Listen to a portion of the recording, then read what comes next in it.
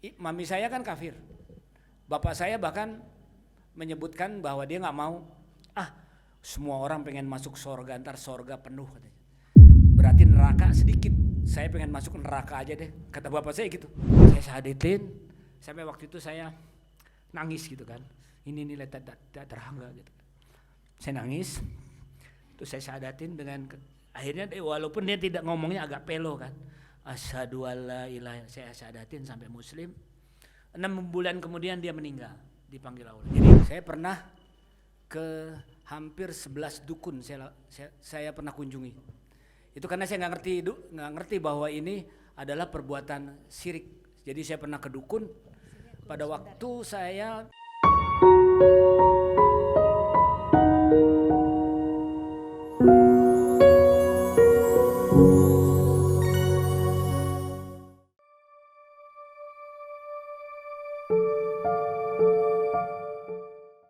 pada waktu saya kecil dulu, saya bergaulnya sama orang-orang muslim ya. Sampai pada waktu saya sekolah kelas 3 SD di SD Tebet 3 pagi di Tebet tuh. Kalau mereka orang-orang muslim tuh, saya nggak suka tuh. Wah, kamu orang kafir masuk neraka. Dalam hati saya kayak yang punya surga dia aja gitu kan. Saya digituin sama dia gitu. Kamu orang kafir tuh masuk neraka gitu. Tapi teman-teman saya waktu itu saya tinggal di Menteng Dalam, di belakang sekolah Fransiskus Assisi. Bahkan saya dibaptis di Fransiskus Assisi. Pergaulan saya sama orang-orang muslim. Jadi kalau puasa mereka membangunkan saya lewat jendela gitu. Ton, sahur gitu. Saya ikut puasa. Orang tua saya tidak terlalu fanatik. Jadi saya ikut puasa, bahkan Idul Fitri saya minta beliin baju baru kadang-kadang. Terus ya saya ikut lebaran juga gitu. Orang tua saya nggak pernah melarang. Ya. Dan kalau acara Idul Adha korban, saya ikut ngantri, pulang saya bawa ke ibu saya suruh masak daging sapi atau apa gitu kan. Nggak pernah melarang. Terus kalau misalkan mau main maghrib, sebelum main kan mereka pada ngaji dulu tuh di surau. Di surau ustadznya Pak Yamin. Sampai saya apal, saya dengerin ya Habibi Mustafa balik makok Sidana Wafilana kayak gitu kan. Tapi mereka suka pleset-plesetin tuh, namanya anak-anak kecil kan. Ya Habibi Mustafa balik mangkok tumpah, kata gitu. Mereka suka bercanda-bercandain gitu. Saya dengerin aja gitu kan, suka. Nah, begitu keluar abis acara mereka ngaji, kita main gitu kan. Ya memang mungkin cuma hidayah. Walaupun asbabnya waktu itu saya mau nikah. Mertua saya orang Muhammadiyah menghendaki saya untuk masuk Islam. Nah, pada waktu masuk Islam saya syahadat, terus saya nikahi. Salahnya umat Islam, saya tidak dibimbing. Zaman waktu itu diajarin baca Arab sama kakek mertua namanya Haji Murtado. Saya sempat sama istri di Jawa Tengah di Muntilan tuh. Masuk ke gereja saya, habis syahadat tuh. Masuk gereja, saya nggak tahu masuk gereja. Istri ikut aja, istri juga mungkin sama-sama jahil juga, sama-sama jahiliyah juga gitu. Jadi masuk. Untung aja saya nggak kembali lagi ke agama saya setelah saya paling senang dialog agama kepada siapapun gitu kan, ke teman.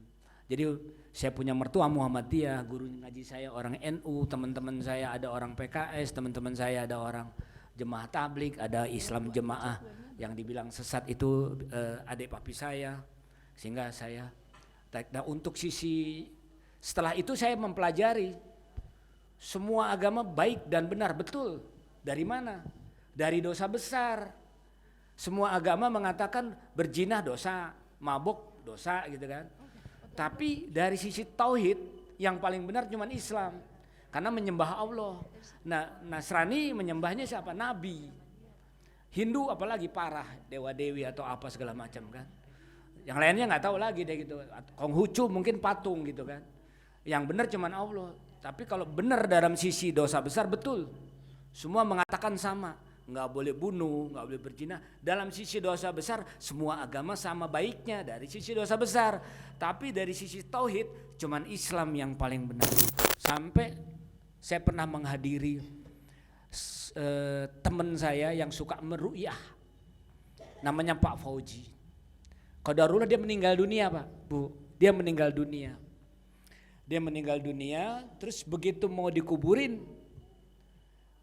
ustadz yang sholatin jenazah bimbing sholat jenazah, bilang siapa yang mau terakhir melihat jenazahnya. Kemudian saya termasuk yang dekat nih nama ustadz itu. Saya buka jenazahnya, Bu. Itu jenazah kalau nggak salah baru ditemukan 7 hari. Baru 7 hari ditemukan. Pas saya buka, Masya Allah, itu orang kayak tidur, mukanya bersih, keringat bintik-bintik, cuman ada bekas benturan di sini sama di sini. Saya cium, nggak bau apa-apa, Bu. Baunya wangi. Itu 7 hari meninggal. Saat 4 jam 5 jam orang meninggal bau. Saya buktikan pada waktu sepupu saya meninggal. Sepupu saya meninggal jam 3 asar, saya ngelawat abis isya, saya cium kulitnya hitam kayak kebakar, saya cium bau bangke. Saya langsung meyakinin, oh berarti saya sudah mantep dengan tauhid ini. Itu jadi hati-hati, kita semua sholat, puasa, saum, zakat, haji. Kalau tauhidnya hati-hati, terpleset dengan kesyirik akbar apa syirik kecil, pasti nggak diterima. Assalamualaikum warahmatullahi wabarakatuh. Waalaikumsalam. Tadi saya sudah dijelaskan pemaparannya mengenai mu'alaf. Kemudian saya ini berangkat dari non-muslim, keluarga saya non-muslim. Alhamdulillah saya anak pertama. Sama ya. Dan hampir sama sih sebenarnya kalau dibilang historicalnya gitu kan. Dan saya mau tanyakan gini. Waktu ibu saya mau meninggal, jadi beberapa bulan beberapa minggu itu udah Islam lagi, udah bersyahadat ibu saya, alhamdulillah. Adanya non muslim? Muslim, non muslim, muslim lagi. Oh. Ya karena dulu ayah saya memang non muslim kan, lalu pas ayah saya meninggal itu bapak beberapa ini kan kita udah kasih tahu saya udah muslim duluan kan, karena kan saya ikut nenek saya. Lalu ayah saya meninggal dalam keadaan non muslim. Nah, pertanyaan saya adalah gini, apakah doa-doa kami anak-anaknya diterima oleh Allah? Karena kan kita beda ya keimanan gitu sih, Pak. Jadi yang saya, ya alhamdulillah sih adik saya semua udah muslim, alhamdulillah itu sih. Doa ibu ke bapaknya yang non muslim tadi ya, diterima apa tidak? Berdoa kan. Doanya doa apa? Robik firli wal walidayya wal itu kan. Tapi kan apakah itu sampai, itu kan buat ibu dan bapak, buat orang tua kan. Seperti sih, Pak. Jadi itu aja sih Pak pertanyaan saya.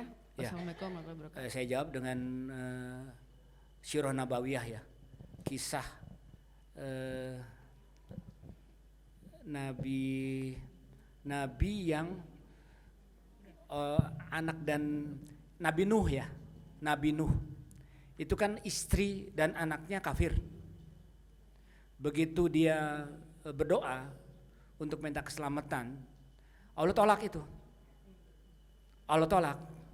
Jadi mereka udah bukan golonganmu, udah lepaskan aja. Dalilnya ada, nanti tinggal buka. Itu kasus Nabi Nuh yang ditinggalkan. Nabi Nuh itu salah satu contohnya. Terus ada Nabi siapa lagi saya lupa. Nabi Ibrahim. Kalau Nabi Ibrahim bapaknya yang nah nggak sampai juga Nabi Ibrahim bapaknya ini nggak bisa ditinggalin kan, bapaknya tukang bikin patung, terus udah dibikin disembah gitu kan. Nabi Ibrahim kan orangnya kritis gitu kan, kok patung bikinan bapak gue disembah gitu kan, masa patung bikinan disembah. Akhirnya dia kan menghancurkan berhala-berhala di Quraisy. Ini pengalaman saya pada waktu itu, jadi nggak bisa, nggak ditolak. Cuman kalau kita minta doanya semoga diberi hidayah, bisa. Ini saya buktikan pada waktu mami saya kan kafir. Bapak saya bahkan menyebutkan bahwa dia nggak mau, semua orang pengen masuk surga, ntar surga penuh katanya. Berarti neraka sedikit, saya pengen masuk neraka aja deh, kata bapak saya gitu. Jadi bapak saya ini nggak punya agama, tapi KTP-nya Katolik. Ke gereja enggak, apalagi ke masjid. Nah, qadarullah saya waktu itu haji,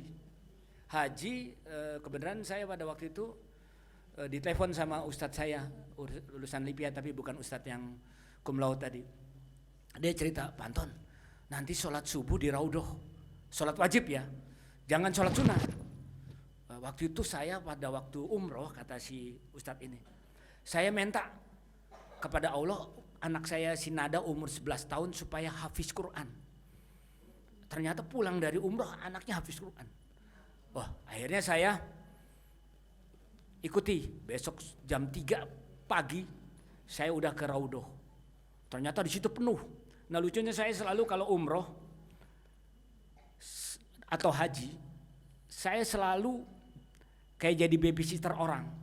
Mungkin kayak saya di Jakarta punya pembantu suka nyuruh-nyuruh, saya di sana jadi babysitternya gini. Jadi orang tua itu selalu 2 orang di kamar saya.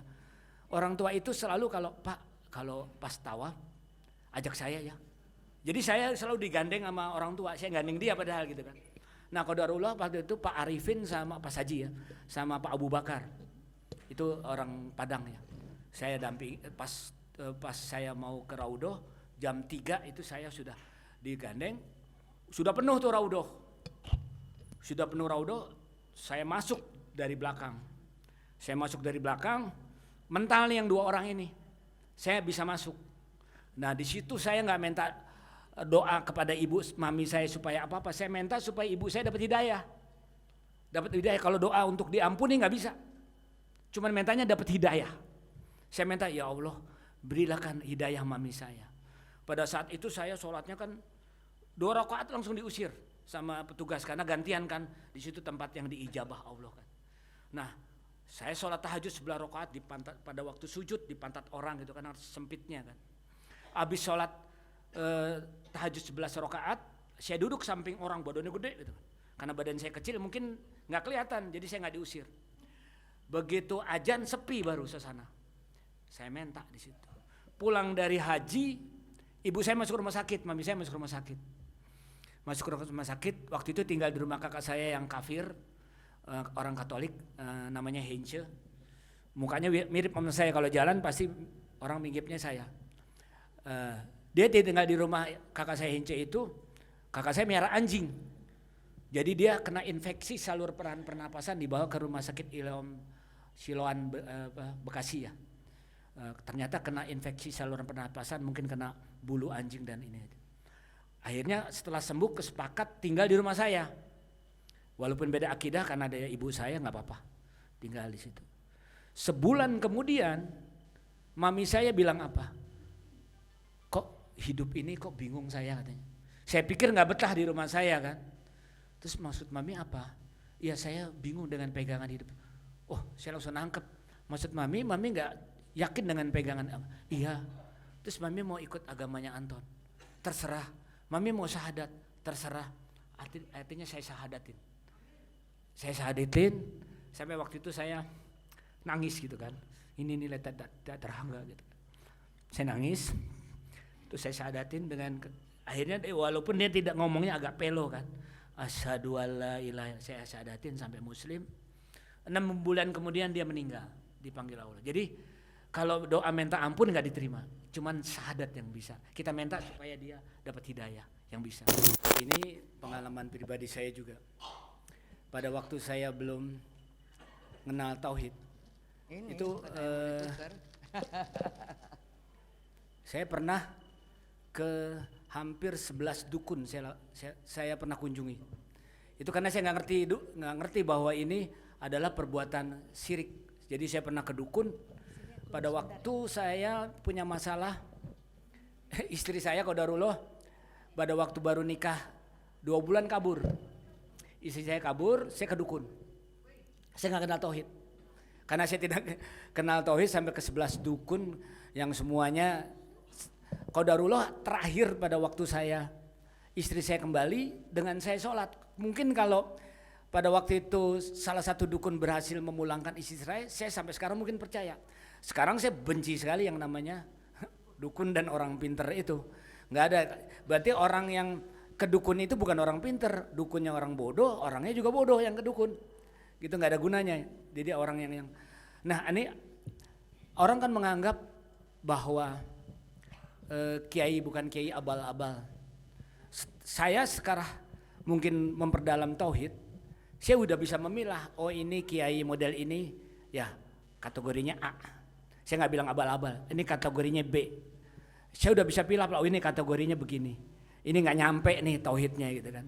Ini lebih hobinya kuburiun, syirik gitu kan. Ini kiainya modelnya seneng kuburiun, nyembah kuburan, terus melakukan hal-hal kesyirikan akbar gitu kan.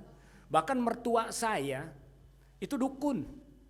Mertua saya dukun gitu kan. Bisa kebal dikebacok, bisa menghilang, bisa kertas jadi duit. Mertua saya sekarang saya udah lepas dari istri saya yang bapaknya dukun itu, udah meninggal orang Banten.